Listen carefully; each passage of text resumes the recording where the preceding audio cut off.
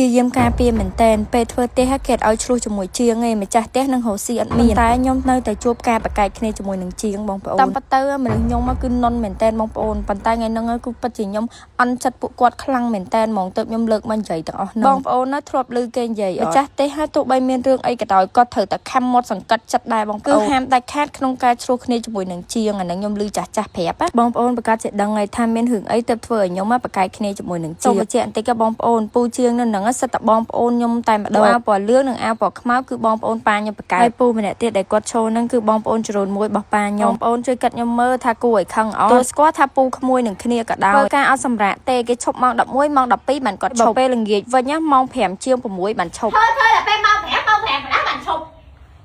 ធ្វើការចឹងគេថាខ្ញុំធ្វើបាបពូធ្វើបាបអីពូក្មួយសោះចេះធ្វើ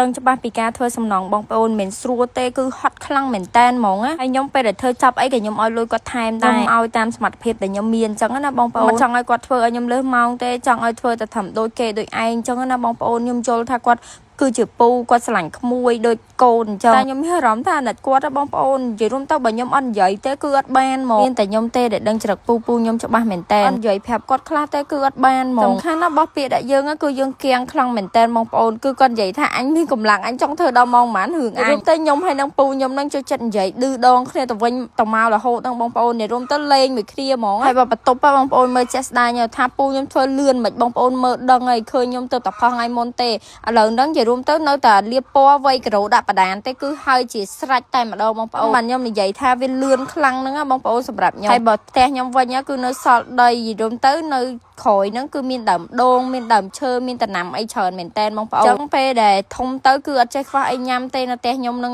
ហើយសំខាន់បងប្អូន voice over ហ្នឹងឮសលេងមន់តិចនិយាយរួមទៅចាំមួយថ្ងៃគឺអត់ស្ងាត់សោះហ្មងថ្ងៃហ្នឹងខ្លួនអត់នៅទីក្រុងមែនប៉ុន្តែការថែសម្រស់អត់ឲ្យចាញ់អ្នកទីក្រុងទេសូម្បីតែក្រែមក៏ដោយបងប្អូនគឺលាតសាហាវហ្មងដើម្បីព្យាបាលបបោមាត់យើងអត់ឲ្យបបោមាត់យើងខ្មៅចឹងបងប្អូនណាដែលមានបញ្ហាបបោមាត់ប្រេះបបោមាត់មានសំណើមបងប្អូនអាចប្រើប្រាស់ជាមួយនឹងក្រែម JL Lip Glow របស់ជាលាបបែបវាមានពីរពណ៌ពណ៌កាឈូកនិងពណ៌ទឹកក្រូចទៅខ្ញុំប្រើប្រាស់ជាប្រចាំលាបជាប្រចាំតែម្ដងបងប្អូនដើម្បីឲ្យបបោមាត់ខ្ញុំភីងអីអញ្ចឹងណាយល់រួមទៅជួយព្យាបាលបបោមាត់ខ្ញុំច្រើនបងប្អូនចង់បានចង់រកទិញអាចរកទិញតាមផ្សារនៅចិត្តផ្ទះបងប្អូនបំផុតបានណា